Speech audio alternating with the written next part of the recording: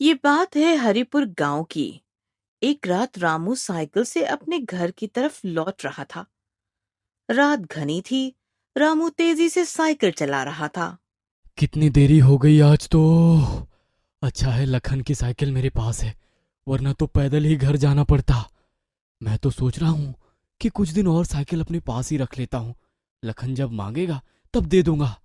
रामू जा ही रहा था कि अचानक तेज हवाएं चलने लगती हैं और रामू का संतुलन बिगड़ जाता है और वे साइकिल से गिर जाता है। रामू उठता है और अपने कपड़े साफ करने लगता है। वे साइकिल उठाता है और गुस्से से कहता है। अरे क्या मुसीबत है, इतनी तेज हवा तो कभी नहीं चली हमारी गांव में। रामू फिर से साइकिल पर बैठ ही रहा होता है कि तभी उसके पीछे एक छड़ी पड़ती है। रामू डर से चीख कर पीछे देखता है तो वहां कोई नहीं होता। मुझे इतनी जोर से छड़ी किसने मारी? उसे फिर से छड़ी पड़ती है और वे नीचे गिर पड़ता है। रामू जब उठ रहा होता है तभी उसके सामने एक औरत छड़ी लिए खड़ी होती है। वे देखता है कि एक औरत के पैर उल्टे हैं। रामू डर से कांप जाता है। वे ऊपर की तरफ देखता है तो एक चुड़ैल चश्मा लगाए खड़ी है। तुम कौन हो?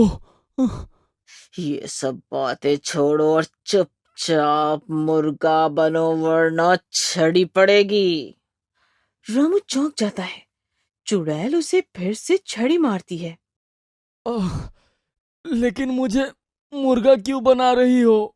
आह, ये साइकिल जो तुम चला रहे हो ये तुम्हारी नहीं है। कब से तुमने अपने दोस्त से ली हुई है और उसे लौटाई नहीं है। ये उसी की सजा है। चलो मुर्गा बनो। रामू चुड़ैल से डर जाता है और मुर्गा बनने लगता है।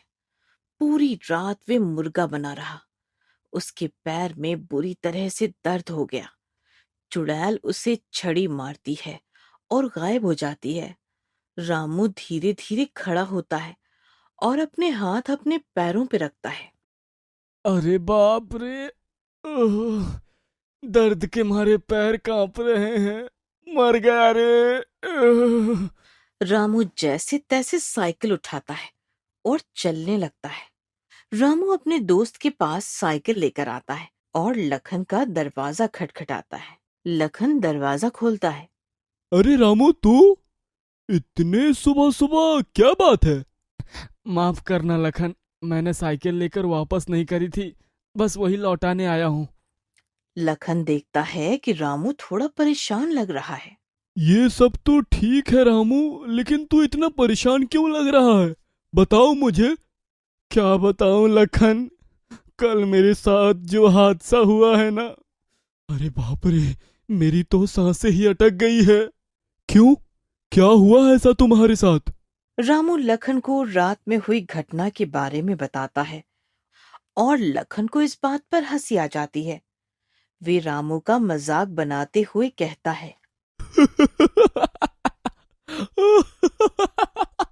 अरे रामू, ये कैसी चुड़ैल है जो गलती करने पर मुर्गा बना रही है? हाँ। मैंने तो वही बताया जो मेरे साथ हुआ है। तुम भी सतर्क रहना भाई, कोई भी गलत काम करने से पहले सोच लेना, वरना मुर्गा बनाने वाली चुड़ैल तुम्हें भी मुर्गा बना देगी। मैं तो चलता हूँ। रामू लंगड़ाता हुआ वहां से चला जाता है और लखन उसे देख रहा है। कुछ दिनों में गांव में इस चुड़ैल का कहर बढ़ गया था। अब कोई भी कुछ भी गलत काम करने से पहले सोचता, क्योंकि चुड़ैल आकर उसे मुर्गा बना देती। लखन इस चुड़ैल के बढ़ते कहर को देखकर गांव के पंडित जी के पास जाता है। उसके साथ अन्य गांव वाले भी आ जाते हैं। वो पंडित बड़े ही ज्ञानी थे और तपस्या में लीन थे। लखन हाथ जोड़कर उनके सामने खड़ा हो जाता है और वे अपनी आंखें खोलते हैं। क्या हुआ बेटा, तुम और अन्य गांव वाले इतने परेशान क्यों हो? पंडित जी, ये मुर्गा बनाने वाली चुड़ैल का कहर पूरे गांव में फैल चुका है। वो चुड़ैल तो किसी भी छोटी सी बात के लिए लोगों को मुर्गा बना रही है। तभी कुछ और गांव वाले भी आ जाते हैं। हरि कहता है, हाँ पंडित जी, कल वो बिरजू जो दूध लाता है, उसने दूध में पानी मिलाया तो उसे भी पूरे दिन मुर्गा बनाकर रखा। ये चुड़ैल कौन है पंडित जी, और ये क्यों ऐसा कर रही है? पंडित ध्यान लगाते हैं और फिर अपनी आंखें खोलते हैं और उस चुड़ैल का सच बताते हैं।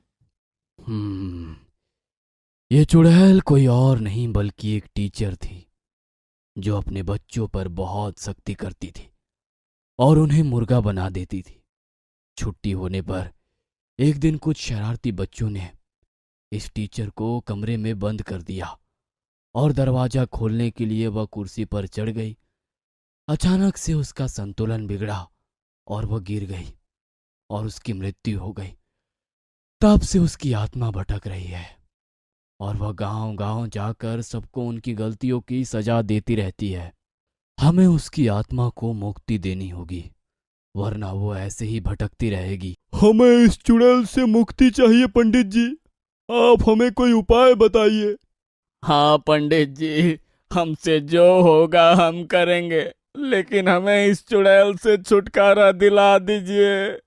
पंडित जी गांव वालों को एक तरकीब बताते हैं और लखन सारे गांव वालों को इकट्ठा करता है और वे तरकीब सुनाता है।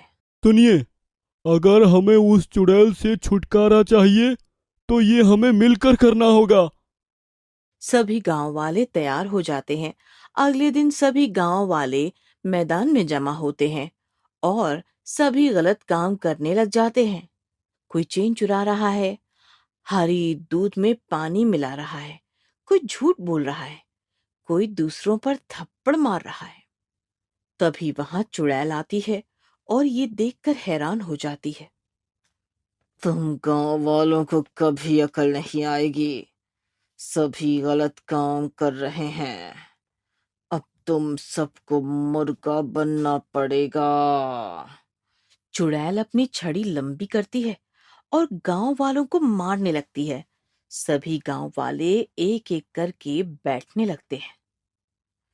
चलो बन जाओ अब मुर्गा, यही तुम्हारी सजा है। लखन पंडित जी को इशारा करता है। चुड़ैल का ध्यान गांव वालों की तरफ होता है।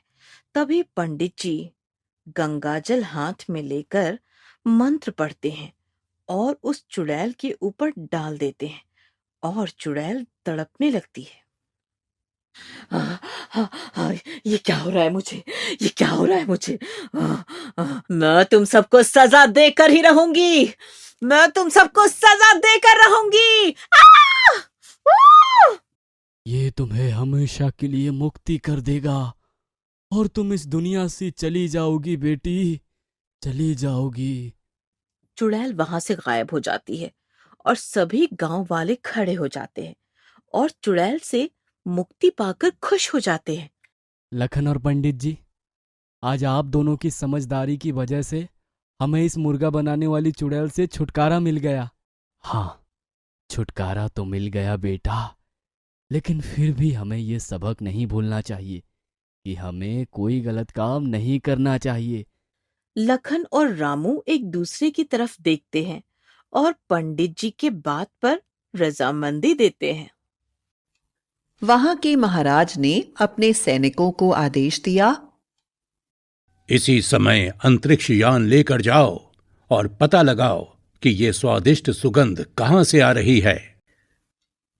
मंगरेला ग्रह से अंतरिक्ष यान तुरंत ही निकला और वह लोग सुगंध का पीछा करते करते दीनानाथ के ठेले तक पहुंच ही गए। मंगरेला ग्रह के सैनिकों ने अपने राजा को बताया, महाराज,